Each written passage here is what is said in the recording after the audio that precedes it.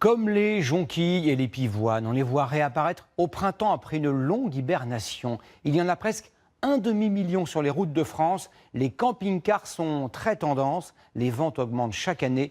Valérie Leroux-Collenot et Médéric Pirker ont rencontré dans le Finistère de très heureux camping-caristes qui n'échangeraient leurs vacances pour rien au monde. Difficile de rêver d'une plus belle vue. De ce côté-là, là au milieu, c'est l'île de Molène. Et à droite, c'est l'île d'Ouessant. Le matin, quand on se réveille, on voit ce spectacle magnifique, grandiose. C'est l'avantage de cette petite maison de poupée. Les ch'tis, le café il est prêt. Ces deux couples d'amis, camping-caristes pour l'un depuis 3 ans, pour l'autre 7 ans, ont eu un coup de foudre pour cette vie de nomade. Comme on fait de la country, le camping-car il sert beaucoup. On part 8 jours à un festival. Juillet, août, septembre, c'est l'Espagne et Portugal. Et au printemps, c'est la Bretagne. On va s'arrêter à Le Conquet. Après, il y a la pointe du Petit Minou. Tout ce qu'on recherche, c'est le paysage comme ça, voilà, avec la mer et puis les falaises.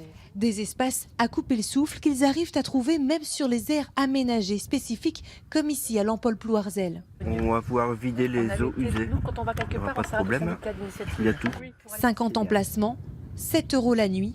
C'est raisonnable. Parfois, on peut avoir 15 € la nuit. On a même vu une aire gratuite ou électricité ou gratuit. De bon plan, là. Retrouver la sortie par là. Objectif permanent du camping-cariste.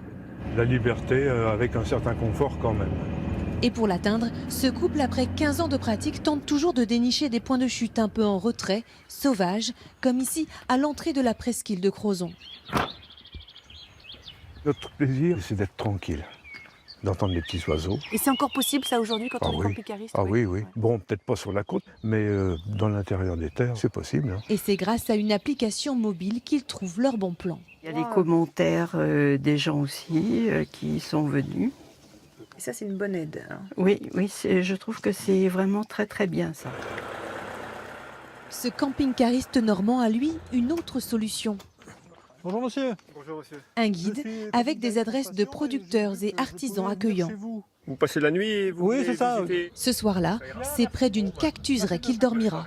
On n'a rien à payer logiquement, mais il est quand même de bon ton de participer, d'acheter les produits locaux. Là, on découvre des endroits splendides, et des producteurs qui sont vraiment très intéressés par leur travail, qui sont attachés et qui nous font découvrir, qui nous font visiter. Une étape insolite pour le voyageur, une façon de se faire connaître aussi pour le producteur qui reçoit chaque année 200 camping-cars.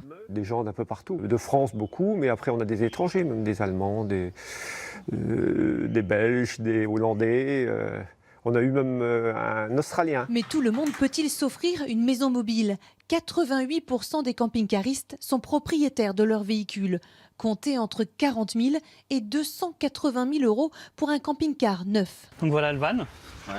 La location est-elle plus intéressante? Oui, selon certains sites de location entre particuliers qui promettent un tarif 30% moins cher que chez les professionnels. Moi j'aime bien là-haut.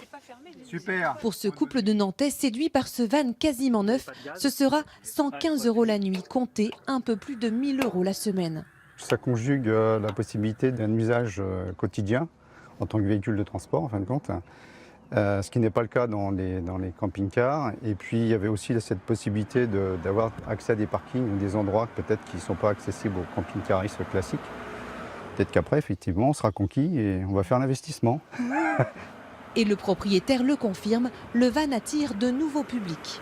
Les 3/4 des personnes qui ont loué ce van-là, c'était des familles avec 3 enfants. Et donc ils partent sur un week-end ou sur une semaine pour découvrir un petit peu comment ça fonctionne et en fait voir si c'est possible d'être à 5 et partir en van. Des actifs qui représenteraient aujourd'hui la moitié des camping-caristes français autant que les retraités. Et la Bretagne reste la destination numéro 1 de ces 400 000 adeptes d'aventure.